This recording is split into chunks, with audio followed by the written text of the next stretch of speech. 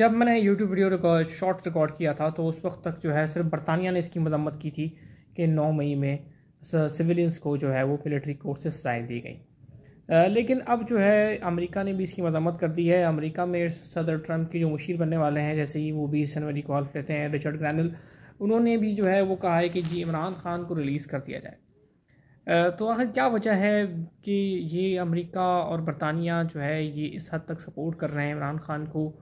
और इसकी वजह मैं आपको इसकी वजह भी बताऊंगा ऑफ कोर्स। और इसके अलावा पाकिस्तान की आवाम जो है वो क्यों सपोर्ट कर रही है, पहले हम उसको डिस्कस कर लेते हैं कि जी आवाम इसलिए सपोर्ट करती है। जो मुझे समझ आया है नेट से रिसर्च में कि भाई आप जो जिन लोगों को इमरान खान की जगह लाया गया ये वही पुराने चेहरे थे, 300 साल से जो हुक्मरानी कर रहे हैं। और ये मैं अपनी तरफ से नहीं कह रहा, अपने मन से नहीं कह रहा हूँ।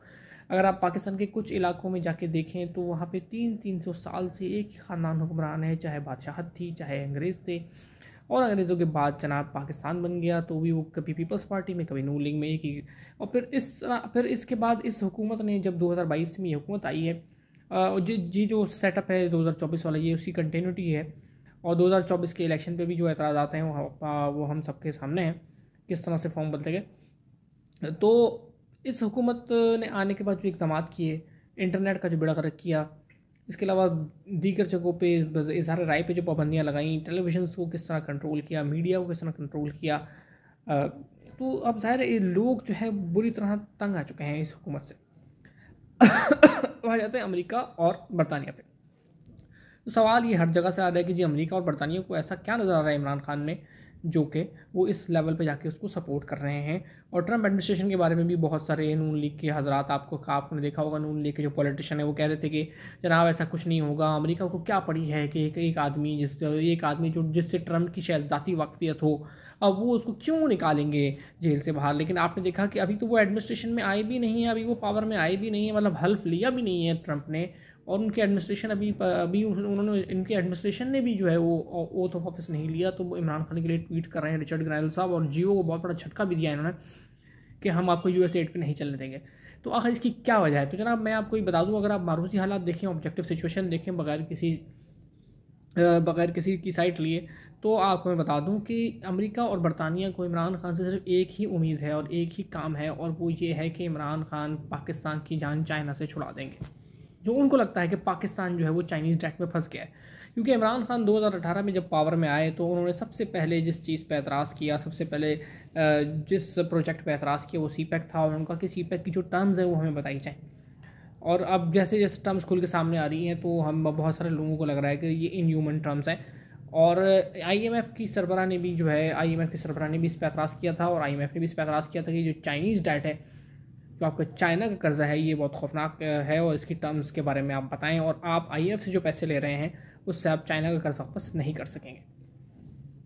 तो जनाब ये वो वजूहात हैं जिसकी वजह से जो है वो अमेरिका और बरतानिया सपोर्ट कर रहे हैं। अमेरिका और बरतानिया को लगता है कि पाकिस्तान के लिए भी ये बेहतर नहीं है और उनके लिए भी बेहतर नहीं है कि चाइना का इन्फ्लुएंस इस हद तक हो। आप ये देखिए कि रशिया से, जो कि उनका पुराना दुश्मन है, वो इतना खौफज़दा नहीं है जितना कि वो चाइना से है। क्योंकि चाइना के आगे बढ़ने की जो वजह है, क्योंकि रशिया जो है वो प्रॉपरली जो है उसने यूके और यूएस की इंडस्ट्री को मफलूज नहीं किया। रशिया का अपना सोशल मीडिया है, रशिया की अपनी इंडस्ट्री है, रशिया सेल्फ सफिशेंट है। लेकिन रशिया ने पूरी दुनिया को अपना मती नहीं बना लिया है, पूरी दुनिया की इंडस्ट्री पे कब्जा नहीं कर लिया है। चाइना ने इस हद तक जो है टेक्नोलॉजी में और डेवलपमेंट में इनको अपना एक तरीके से समझ लें कि चाइना ने इनको अपना मती बना लिया है कि चाइना जो है अमेरिका की अपनी कंपनीज़ जो है बड़ी बड़ी, जिनको अब बाउंड किया गया है कि वो चाइना से काम ना करें, अमेरिका की अपनी बड़ी बड़ी कंपनीज़, अमेरिका की अपनी बड़े बड़े इदारे जो हैं वो चाइना से माल बनवा रहे हैं, चाइना से चीज़ें बनवा रहे हैं, चाइना से रॉ मटेरियल आ रहा है बहुत सारा, जिसमें रेयर अर्थ सबसे ज़्यादा शामिल है। और दूसरी चीज़ जो ये है कि चाइना का जो सोशल मीडिया है वो भी ग्लोबल हो रहा है, जब सबसे ज़्यादा इनको ख़तरा है वो टिकटॉक से।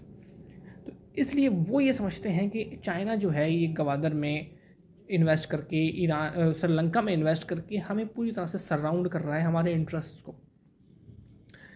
अगर आप तारीख से वाकिफ़ हैं तो आपको ये बात पता होनी चाहिए कि पाकिस्तान को बनाने का मकसद अमेरिका को इस रीजन में, साउथ एशिया में एक बेस देना ही था, और कोई वजह नहीं थी पाकिस्तान बनने की। अगर आप नीचे चले जाएं अब हमारा अंडमान आइलैंड्स की तरफ, मॉरिशस की तरफ, तो वहाँ पे भी डिगो गार्शिया के नाम से इंडियन ओशन में अमेरिका की बहुत बड़ी बेस है। अमेरिका और यूके दोनों मिलकर उसको हैंडल करते हैं। जब ब्रिटिश राज खत्म हुआ तो अमेरिका और यूके के इंटरेस्ट जो है वो सेम हो गए, तो वो काफ़ी हद तक एक पेज पे आ गए। तो यूके और यूएस ने अगर आप देखें तो मॉरिशस के पास बिल्कुल डीप सी में, डीप इंडियन ओशन के अंदर एक बेस बनाई हुई है जिसको डिगो गार्शिया कहते हैं। अगर आप थोड़ा सा आगे चले जाएँ, साउथ ईस्ट एशिया में साउथ कोरिया है जो बिल्कुल नॉर्थ कोरिया के बराबर में है, और वो अमेरिका की एक मिलिट्री बेस ही है। तो अमेरिका ने पूरी दुनिया में स्ट्रैटेजिक लोकेशंस पे अपनी मिलिट्री बेसिस रखी हुई हैं, और पाकिस्तान अमेरिका की एक बहुत बड़ी मिलिट्री बेस है। अब वो ये नहीं चाहते किसी भी सूरत, अगर आप तारीख पढ़ें तो आपको यही पता चल जाएगा कि अमेरिका ने जब पाकिस्तान बनाया, अमेरिका की एम पे बना पाकिस्तान, तो अमेरिका ने पाकिस्तान को ये कहा कि हम आपको ताइवान बना देंगे। जी हाँ, ताइवान वो बेस है जो अमेरिका ने चाइना के साथ रखी हुई है, इसका नाम मैंने भूल गया। तो ताइवान बना देंगे हम आपको, इतना डेवलप कर देंगे कि इंडिया जो है, क्योंकि इंडिया उस वक्त रशियन कैंप में था, कि इंडिया आपसे कांपेगा। लेकिन पाकिस्तान ने जो 1965 की वॉर लड़ी अयूब खान ने, उसकी वजह से अमेरिका ने इन्वेस्टमेंट खींच ली, क्योंकि वो जंग में इन्वेस्ट नहीं करना चाहते थे। वो पाकिस्तान को इकोनॉमिकली इतना स्ट्रॉन्ग करना चाहते थे कि इंडिया उससे कांपता रहे और रशिया भी उससे खौफजदा रहे। तो अब अमेरिका इतनी बड़ी अपनी मिलिट्री बेस, इतनी बड़ी अपनी जगह और इतनी स्ट्रैटेजिक लोकेशन को खोना नहीं चाहता, इसलिए वो चाइना को किसी भी सूरत पाकिस्तान से बेदखल करना चाहता है। उनको ये लगता है कि अमेरिका, यूके और पाकिस्तान तीनों के इंटरेस्ट में ये है कि इमरान खान आ जाए और सीपेक को रिव्यू किया जाए, चाइना को टोटल कंट्रोल ना दिया जाए। और दूसरी चीज़ ये कि अमेरिका, अभी आपने देखा होगा कि रिचर्ड ग्रैंडल ने भी कहा कि स्टारलिंक आप पाकिस्तान को देंगे। अमेरिका इंटरनेट पे किसी भी किस्म की पाबंदी को बर्दाश्त नहीं करता, दुनिया में कहीं भी हो।